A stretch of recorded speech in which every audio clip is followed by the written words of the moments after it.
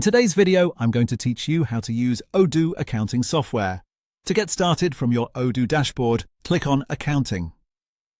This will open the accounting area of the platform, which is where you'll manage your financial activity and access the main tools you need for daily bookkeeping and reporting. Once you enter Accounting, you'll be taken to the dashboard by default. This is your central overview screen, and it's designed to give you a quick snapshot of what's happening in your accounting environment. Here you can see the default graphs that Odoo provides, along with any additional graphs or dashboard elements you may have added over time. These visual summaries are useful because they help you monitor activity at a glance, rather than needing to open individual records every time you want an update.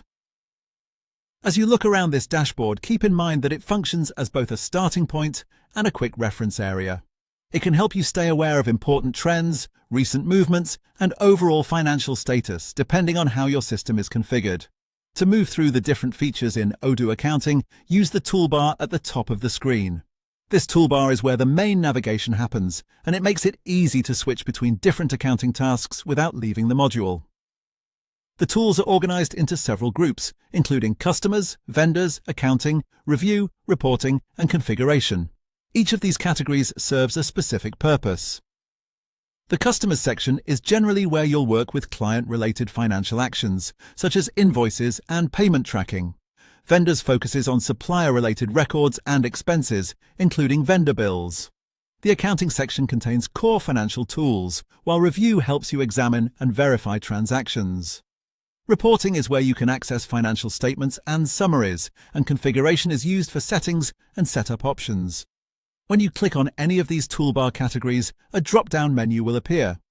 That drop-down shows the tools available within that section, allowing you to quickly jump to the feature you need. This layout makes navigation simple and helps keep related functions grouped together in a logical way.